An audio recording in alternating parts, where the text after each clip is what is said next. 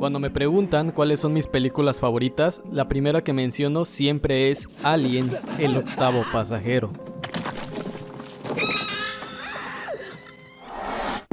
Y esto es interesante, pues la mayoría generalmente apela a la película de Aliens de James Cameron, que si bien no es una mala película, se aleja de los factores que hacen grande a la cinta inicial, que desde mi punto de vista se sostiene sobre tres pilares. El conflicto, la credibilidad y la empatía son las tres columnas que sostienen al octavo pasajero, siendo los tres igual de importantes durante toda la película, ya que estos crean una base sólida que detona la tensión, el miedo y la curiosidad al espectador, ya que hacen que el público verdaderamente pueda creer. En Alien, originalmente se introducía a sus personajes al espectador a través de los diálogos e interacciones que tienen entre ellos, creando así un ambiente mucho más verosímil y habitual para el espectador. No hablan como forajidos o héroes de otro mundo, son solo colegas hablando de su día a día, quejándose de nimiedades de la vida, vistiendo su uniforme y conviviendo en un ambiente laboral. La primera conversación de Alien demuestra el funcionamiento y jerarquías del grupo sin necesidad de dejarlas claras explícitamente, y enfocándose solo y exclusivamente en el trabajo. Esta convivencia entre los personajes ayuda a resaltar sus gestos e interacciones, ya sea lo bromista de Parker o lo directo que podría ser Dallas. Pequeños detalles que hacen que sus personajes hablen por sí solos. Esto crea una empatía hacia los personajes dotándolos de cierta credibilidad, pues su presentación al espectador es tan amena ya que logramos identificar que son solo trabajadores comunes como nosotros, dándonos una sensación que nos dice que en esencia están vivos.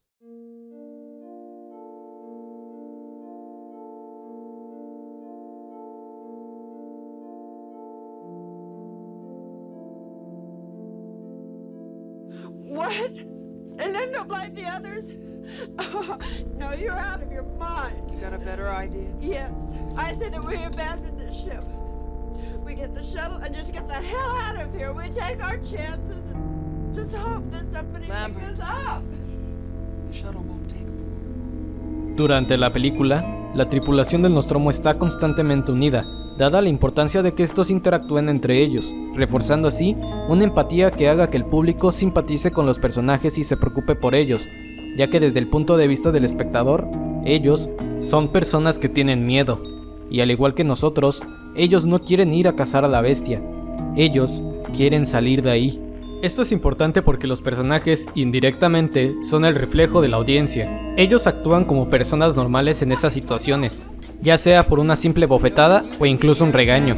Esas pequeñas relaciones son significativas porque refuerzan una humanidad en ellos, manejando así el conflicto entre protagonistas de forma violenta, errática y claustrofóbica, transmitiendo así la angustia de la tripulación a la audiencia. Pero, ¿y si hubiera otra forma de estar dentro?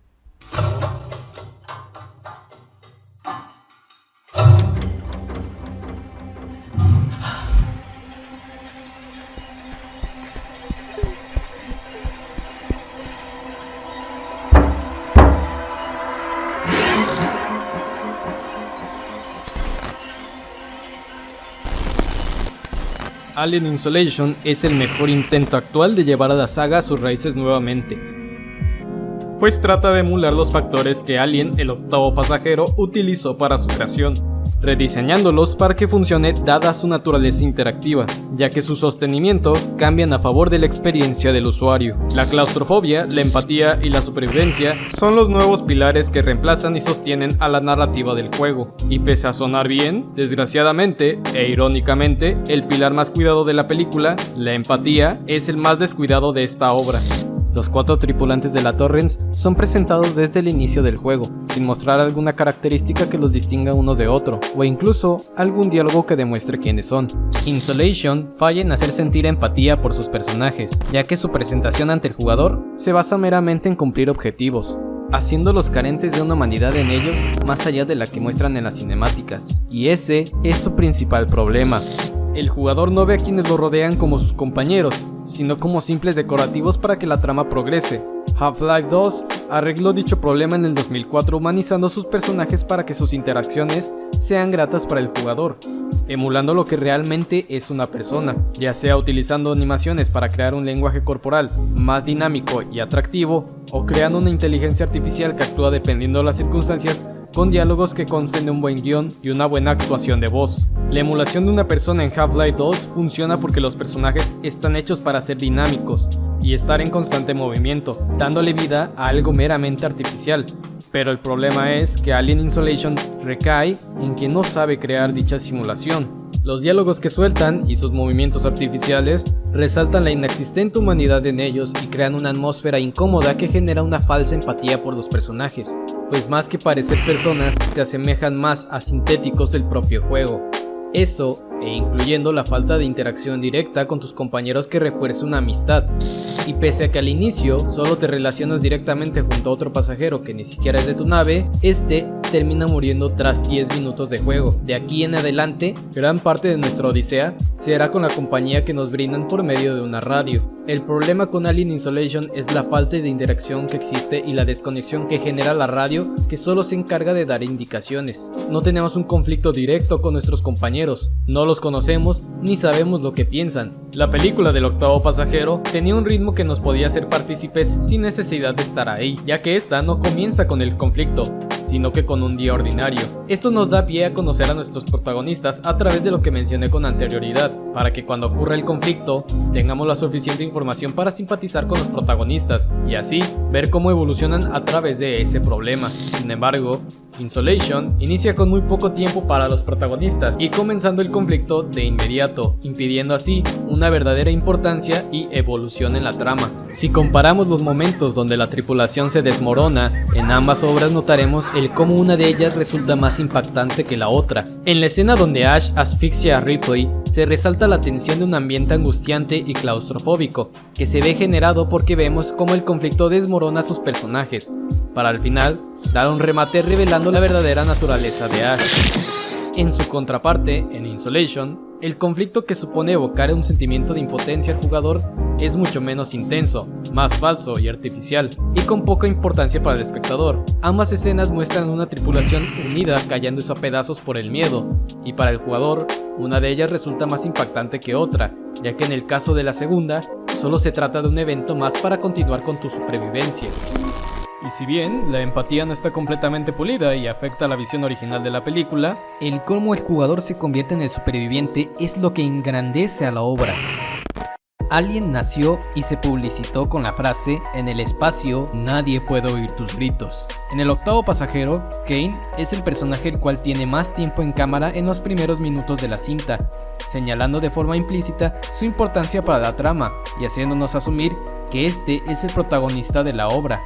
Obviamente nosotros ya sabemos quién es el protagonista de Alien, pero es curioso cómo este mismo impone su protagonismo ante el espectador, al ser el que mejor toma decisiones en el grupo, como el no querer en primer lugar al alien dentro del Nostromo. La evolución de Ripley es constante, siempre exponiendo una autoridad que poco a poco se va agrandando y poniendo en tela de juicio las decisiones de los dirigentes de la nave. Ripley se gana el protagonismo de la obra ya que ella, al igual que el alien, es una superviviente. En el caso del jugador, su evolución y adaptación a las circunstancias también es continua, dejando detalles obvios sin explicación y las cosas importantes mostrándolas de forma implícita para que el jugador se las ingenie a la hora de jugar. Amanda, o el jugador, no tiene un protagonismo tan prolongado. El juego en estos casos toma de la mano al jugador, casi como si este no pudiera tomar sus decisiones, y hace que otros personajes le expliquen a lo que se enfrenta, casi como si fuera un secundario al cual no le enfocan la cámara, para que cuando el alien aparezca, el juego abandone al jugador y lo deje a su propia cuenta. La muerte de Dallas en el octavo pasajero significa una cosa: Ripley debe estar a cargo ahora. En Isolation se juega con esa idea, ya que al dejar al jugador solo con el alien, crea la atmósfera para que él piense, improvise y se las ingenie para escapar o evitar al alien, o en simples palabras, sobrevivir. Los planos, la revólver, la molotov, la bengala, la trampa de ruido y el lanzallamas que vas consiguiendo con el tiempo dan varias opciones al jugador para que piense en cualquier momento qué acción tomar. Y esto es perfecto ya que el escenario también ayuda a la improvisación del jugador, dándole lugares donde esconderse, encerrarse o moverse para evitar al alien. Isolation juega con estos factores ya que hace que el jugador se cuestione qué decisión tomar, ya que inclusive, aunque el alien no esté, otras amenazas como los sintéticos o los propios humanos pueden ser igual de peligrosas. Los sintéticos, por ejemplo, son difíciles de tirar, la revólver no los detiene tan fácil y golpearlos no es una opción, y para empeorar las cosas, pese a su lentitud, el tratar de huir de ellos resulta más difícil. Los humanos, por otra parte, son ruidosos, atacan a larga distancia y siempre están en grupo. Todas estas adversidades hacen que el jugador piense y aún más a sabiendas de que la confrontación directa con ellos puede generar ruidos que atraigan al alien para empeorar la situación. El jugador está constantemente pensando, haciendo una estrategia e improvisando con los materiales que tiene a la mano, tomando la mejor decisión para su supervivencia. Y esto es perfecto, porque el juego no entrega todo a la mano. Te deja vulnerable al principio y en escasos recursos, y poco a poco te dará las herramientas para que te defiendas contra las amenazas, haciendo que el jugador deje de ser un personaje pasivo a uno activo. Pero para lograr dicho objetivo, el jugador, como en la película, debe creer que el alien es real.